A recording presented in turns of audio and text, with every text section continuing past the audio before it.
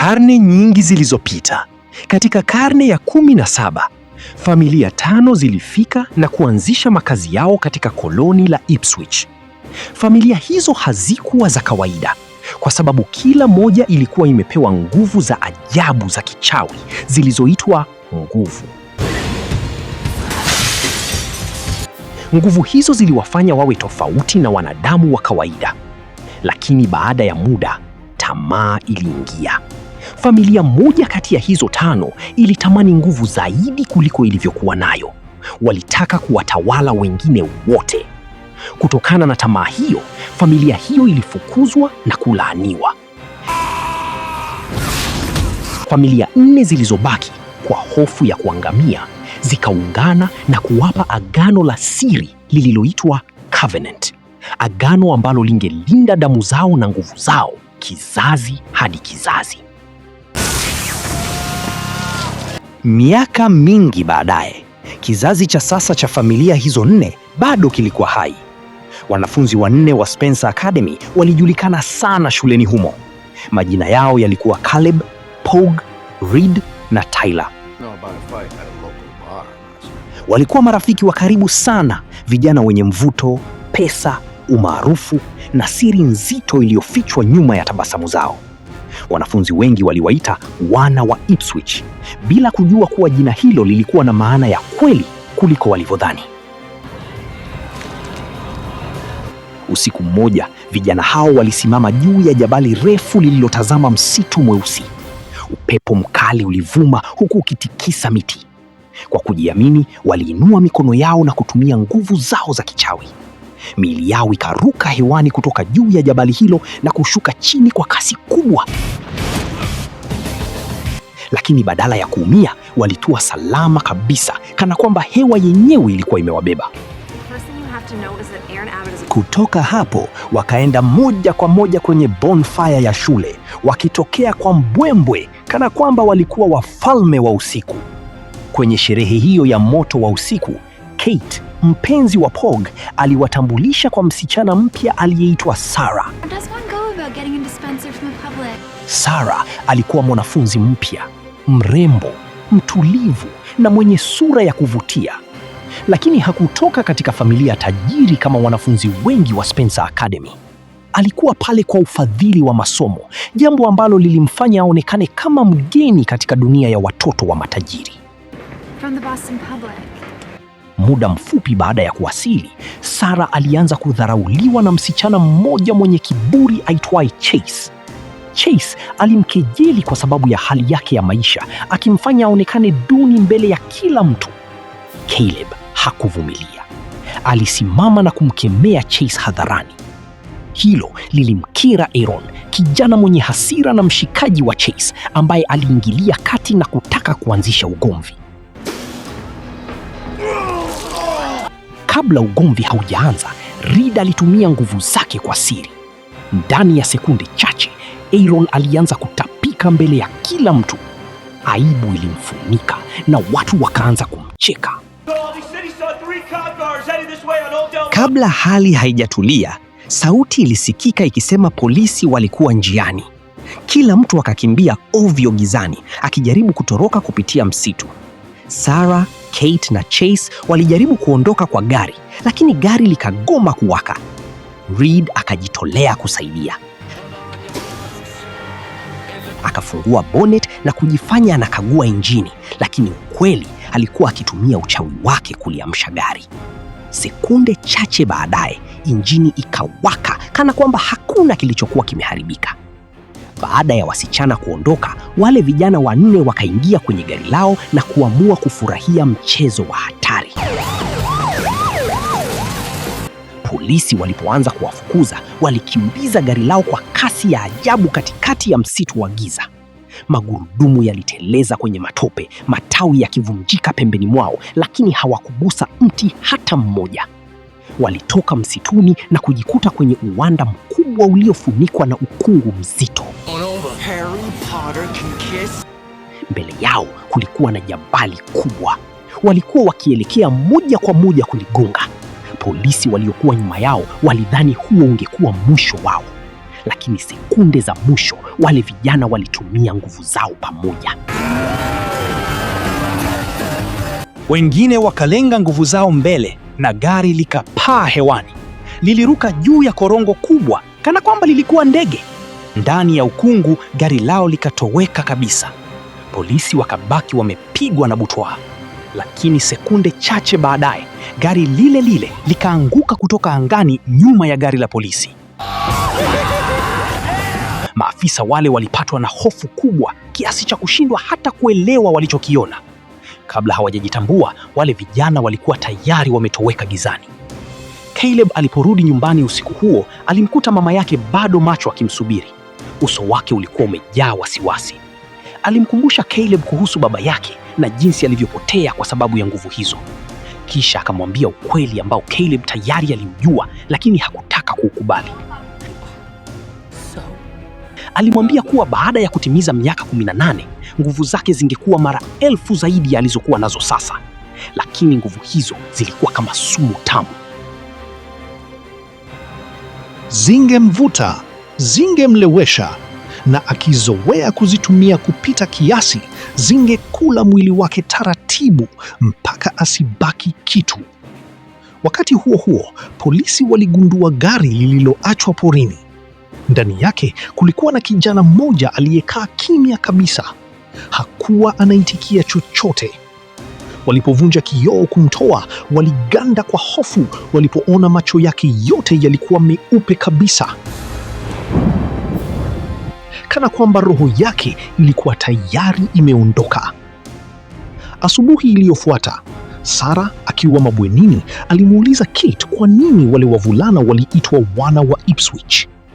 Kate alimueleza hadithi ya zamani ya familia 5 tajiri za Ipswich, lakini aliambia kama hadithi ya kawaida tu ya wazee wa zamani, bila kujua ukweli wa giza uliokuwa nyuma yake. Usiku ulipoingia, Sarah alikuwa akioga peke yake bafuni. Ghafla alisikia mlio wa kitu kuvunjika. Taa zikazimika, moyo wake ukaanza kwenda mbio. Polepole akageuka na kuona balbu ya taa ikiwa imepasuka sakafuni. Hakuona umbo la kivuli cha moshi kilichokuwa kikielea nyuma yake. Kiumbe hicho cha kutisha kilinyoosha mkono wake kumgusa, lakini Sarah aligeuka ghafla na kukifanya kivuli kile kutoweka mara moja. Wakati huo huo, Caleb alishituka usingizini kana kwamba alikuwa amehisi uwepo wa kitu kibaya. Hakujua bado, lakini giza lilikuwa limeanza kuwafuata. Asubuhi iliyofuata, Caleb alikuwa anaendesha gari akiwa njiani kwenda shule, huku akiongea na Pog kwa simu. Kwenye siti ya pembeni kulikuwa na gazeti lenye habari ya kijana aliyepatikana amekufa msituni usiku uliopita. Caleb alipolitazama kwa sekunde chache, uso wa yule kijana aliyekuwa kwenye picha ghafla ulianza kubadilika. Kabla hajajitambua, sura ile ilijitokeza kutoka kwenye karatasi kama kivuli hai, macho meupe yakimtazama moja kwa moja. Caleb alishtuka vibaya na karibu apoteze usukani. Aliporudisha macho yake barabarani, alikuta lori kubwa likimjia moja kwa moja kwa kasi. Halikuwa na nafasi ya kukwepa. Sekunde iliyofuata, lori lile liligongana uso kwa uso na gari lake. Kulikuwa na mlipuko mkubwa wa chuma, vioo na vipande vya gari vikilipuka hewani. Kwa mtu wa kawaida, huo ungekuwa mwisho wa maisha, lakini Caleb hakuwa wa kawaida. Vipande vya gari vilivyokuwa vimerushwa hewani vilisimama kwa sekunde moja, kana kwamba muda wenyewe ulikuwa umesimama. Kisha vipande hivyo vikaanza kurudi nyuma kwa kasi, vikijikusanya tena vyenyewe, chuma kikijifunga, vioo vikijirudisha, injini ikijitengeneza kana kwamba ajali haijawahi kutokea. Ndani ya sekunde chache, gari la Caleb lilikuwa zima tena. Alipumua kwa nguvu, akainua simu yake na kumpigia Pog, akimwambia kwa sauti ya hofu kwamba alikuwa amemuona Darkling, roho ya giza iliyojificha kwenye sura ya yule mwanafunzi aliyekufa. Siku hiyo baadaye, Caleb alipita kwenye duka la dawa na huko akakutana tena na Sarah. Mazungumzo yao yakawa mepesi, ya kawaida. Lakini kulikuwa na mvuto ulioonekana wazi kati yao. Caleb alimwalika Sarah kuandamana naye huku akimaliza shughuli zake. Sarah alikubali. Wakiwa njiani, Caleb alimuonesha sehemu ya mji wa zamani na kumueleza historia ya Ipswich, jinsi mji huo ulivyojengwa juu ya siri nyingi za kale. Walipita mbele ya baa ya Putnam, sehemu ambayo Caleb alimwambia Sarah ndipo makazi ya kwanza ya Ipswich yalipoanzia zamani sana. Baadaye wakafika mbele ya nyumba kubwa ya zamani iliyochakaa, iliyosimama kimya kama kaburi. Caleb alimwambia hiyo ilikuwa nyumba ya kwanza ya familia yake, mahali ambapo ukoo wao ulianza. Kabla Sarah hajapata nafasi ya kuuliza zaidi, mlio wa bunduki ulisikika kutoka ndani ya nyumba hiyo. Sarah alishtuka, lakini Caleb alimwambia asihofu. Alisema ni mlinzi wa nyumba hiyo, Gorman, mtu wa ajabu aliyekuwa na tabia ya kuogopa kila kitu. Caleb akamwacha Sarah ndani ya gari na kuingia peke yake. Ndani ya nyumba hiyo ya kale, hewa ilikuwa nzito, ukimya mzito ukitanda ukutani. Caleb akaweka dawa mezani na kumuuliza Gorman kama mzee aliyekuwa amekaa kwenye kiti alihitaji kitu kingine. Mzee huyo alikuwa amejikunja vibaya, ngozi ikiwa imekunjamana kama ya mtu aliyekaribia kufa. Lakini Caleb hakusema zaidi. Akatoka kimya na kumwacha Sarah akiwa na maswali mengi kichwani. Jioni ilipofika, wote walikutana kwenye baa kwa ajili ya starehe. Muziki ulipiga, watu walicheka, pombe zilimwagika mezani. Caleb na Kate walikuwa wakicheza, huku Reed, Tyler na Pog wakitumia nguvu zao kwa ujanja wa kitoto kuangalia chini ya sketi za wasichana waliokuwa wakipita, wakicheka na kubetiana kuhusu rangi za nguo zao za ndani. Lakini furaha hiyo haikudumu. Aaron alifika tena, akiwa bado na hasira za usiku uliopita. Alianza kumtuhumu Reed kuwa alicheza mchezo wa pool kwa udanganyifu. Maneno yakawa makali. Dakika chache baadaye, ugomvi ukaanza. Reed na Aaron wakatoka nje ya baa tayari kwa kupigana. Ngumi zilikuwa karibu kuanza kuruka, lakini kabla hali haijaharibika, meneja wa baa alitokea na fimbo mkononi, akiwafokea waachane na vurugu hizo. Now. Aaron akaondoka kwa hasira pamoja na marafiki zake, lakini baada ya wao kuondoka, Caleb alimkabili Reed kwa hasira. Alimkemea kwa kutumia nguvu za kichawi mbele ya watu hovyo hovyo. Reed hakupenda kukemewa. Kwa hasira, alimshika Caleb kwa nguvu za kichawi na kumbana. Caleb akajibu mara moja. Kwa kishindo cha nguvu, alimrusha Reed hadi kwenye mapipa ya chuma yaliyokuwa pembeni. Reed akaanguka kwa kishindo, lakini hakuacha. Akainua pipa moja na kulirusha kwa nguvu kuelekea Caleb. Caleb alikuwa mwepesi zaidi. Akatupa mpira wa nguvu uliolipiga pipa hilo na kumrudisha Reed nyuma tena. Pog na Tyler walilazimika kuingilia kati na kuwatenganisha kabla mapigano hayajageuka vita ya kweli. Usiku huo, Kate alimrudisha Sarah mabwenini. Njiani, hisia zilizokuwa zimefichwa zikajitokeza na wawili hao wakabusiana kwa mara ya kwanza.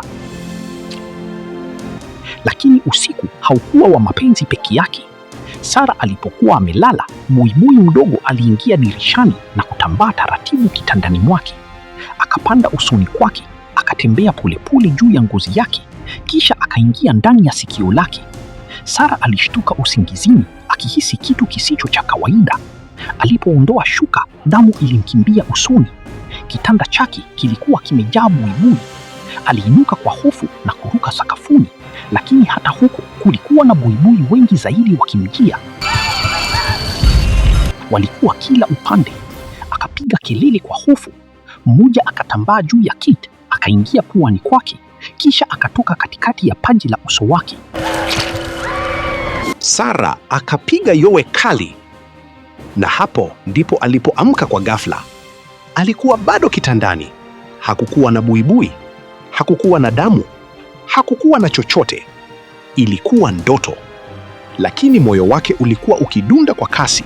na hofu aliyohisi ilikuwa halisi sana kiasi kwamba hakuweza hata kurudi kulala.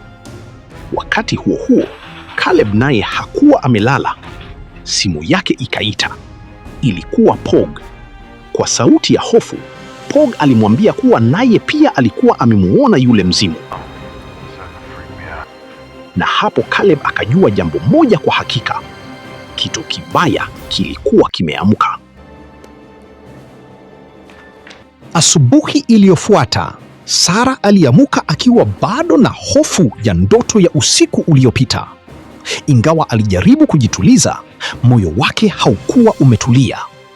Kile alichokiona kilionekana kama ndoto, lakini hisia ya baridi na hofu aliyobaki nayo ilimwambia kuwa haikuwa ndoto ya kawaida. Kulikuwa na kitu kilikuwa kinamfuata. Akiwa na mawazo mengi, Sarah akaenda maktaba ya shule. Alianza kutafuta vitabu vya zamani kuhusu historia ya Ipswich, uchawi na familia za kale za mji huo. Kadiri alivyozidi kusoma, ndivyo alivyozidi kupata mambo ya kutisha.